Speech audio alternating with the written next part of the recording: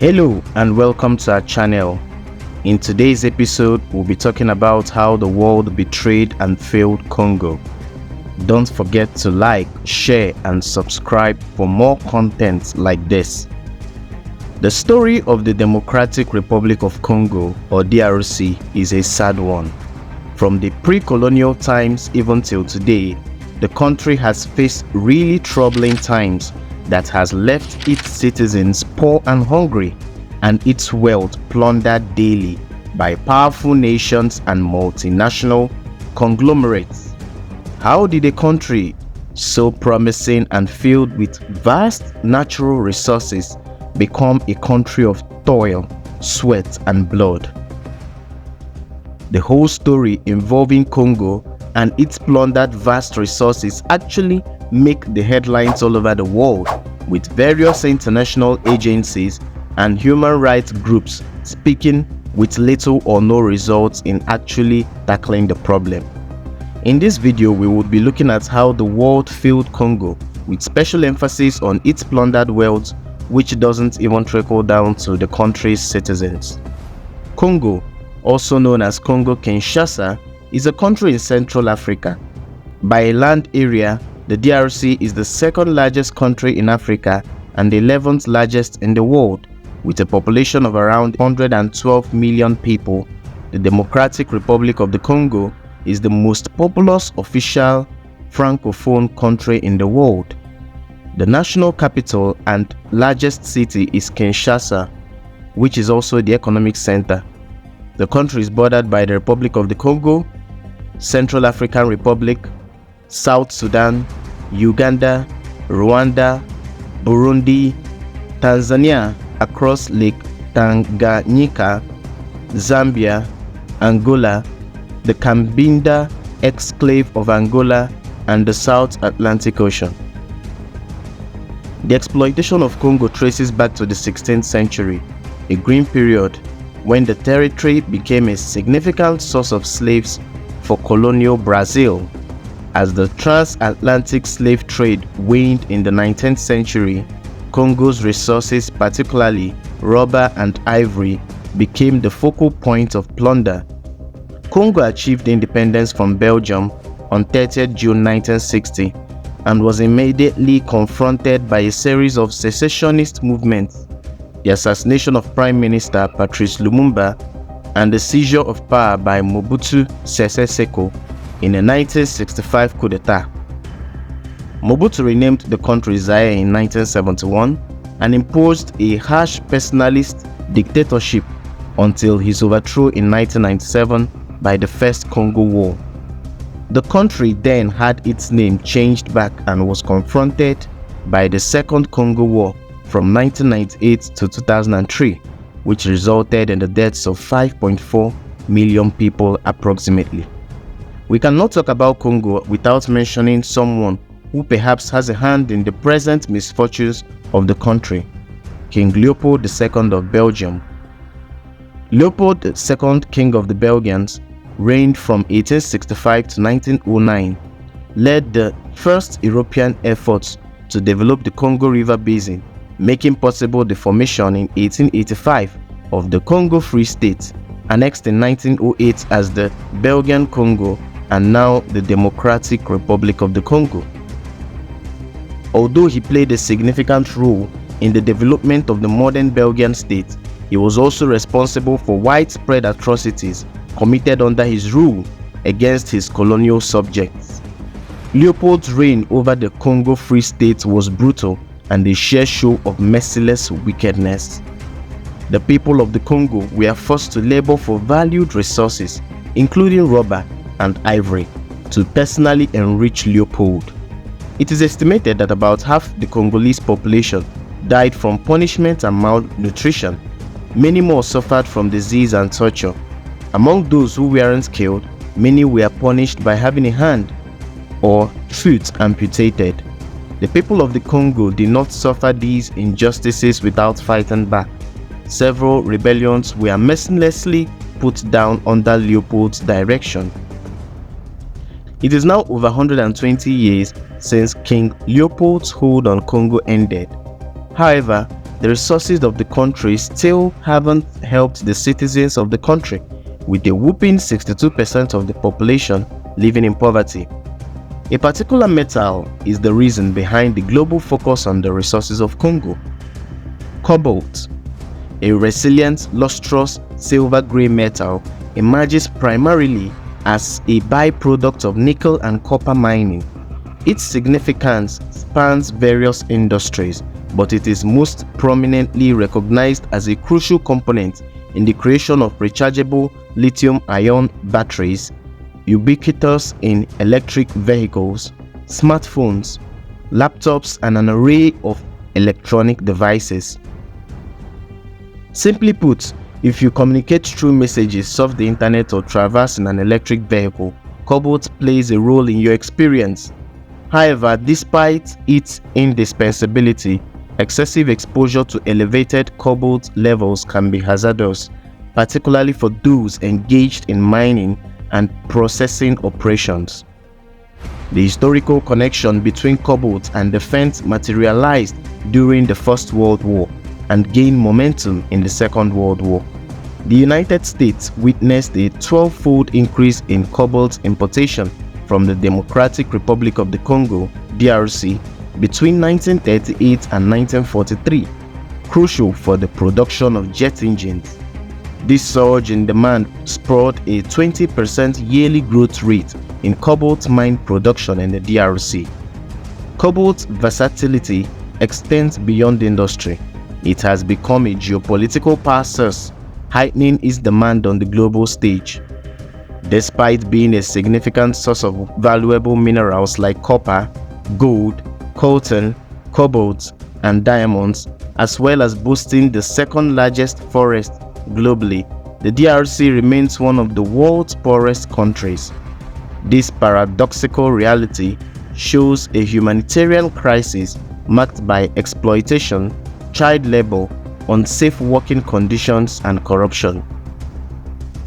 Cobalt, once hailed as a clean energy solution, has become entangled in a cycle of environmental degradation, exploitation, and greed.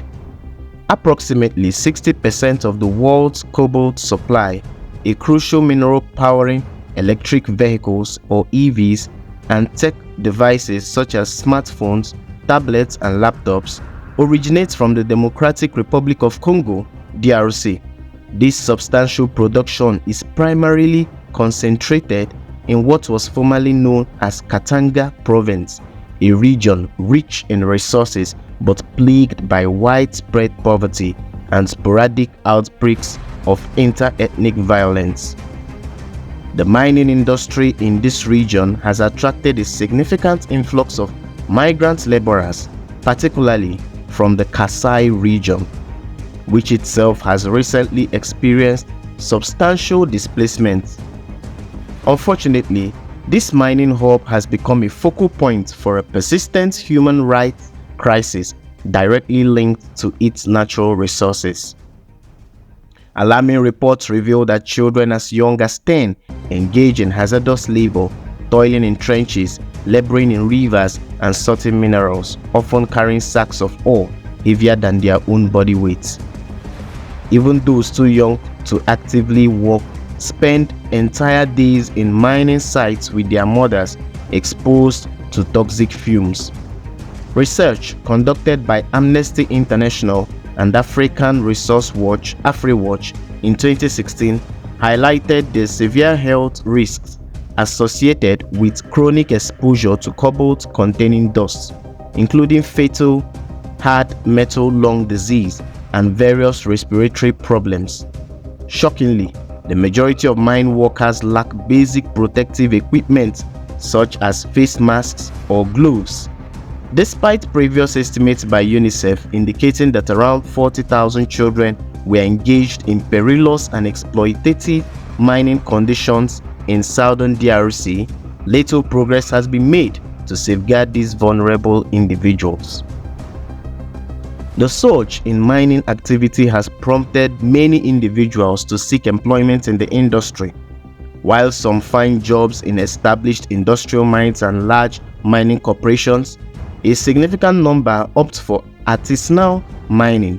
These artisanal mining engage in digging within informal pits, working alongside thousands in cooperatives that lack professional large-scale equipment.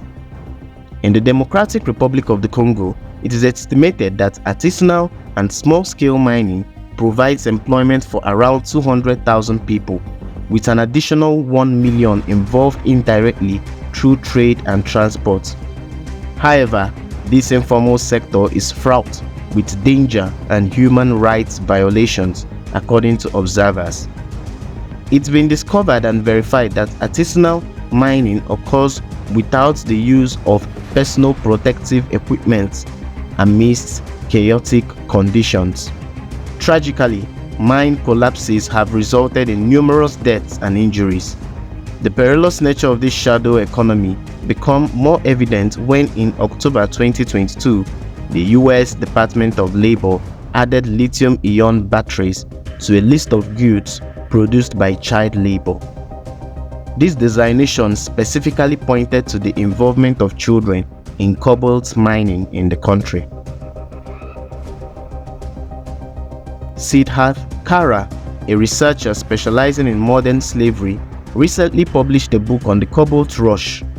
His experiences in Kolwezi, a city in Congo, left him profoundly shaken, describing it as more shocking than anything he had witnessed before. Kara emphasized the severity and scale of human degradation and exploitation at the bottom of global supply chains. He recounted scenes from mine pits where individuals, including children, were covered in toxic filth, desperately scavenging in pits, trenches, and tunnels to gather cobalt-bearing ore and feed it into the global supply chain. The harsh realities faced by those at the forefront of the industry underscore the urgent need for ethical and humane practices to be prioritized in the mining sector.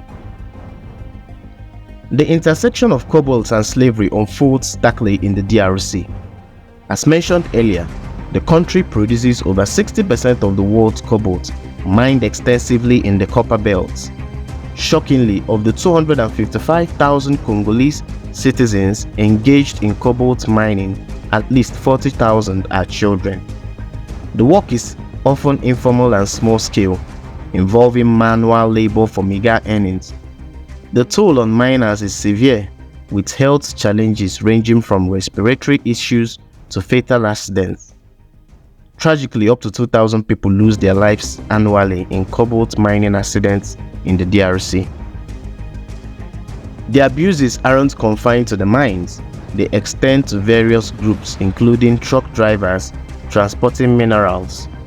These drivers moving minerals from Kolwezi in the DRC to Zambia and onward to coastal ports went on strike in November 2023, demanding extra risk allowances. Beyond human exploitation, the environmental impact of global cobalt demand on the DRC is alarming. Unsustainable extraction practices lead to deforestation, water contamination, and the contamination of fish with high levels of cobalt. The consequences extend to those living near water bodies where waste is dumped. Global awareness of the modern slavery in cobalt mining hasn't actually translated into effective interventions. Initiatives like Cobalt for Development and the Fair Cobalt Alliance aim to improve conditions but face persistent challenges, especially in artisanal cobalt produced by small-scale miners. Tech companies and governments, including the Congolese and Chinese, must take more decisive actions to curb exploitative practices. The link between cobalt mining and violence in the DRC is a chilling revelation.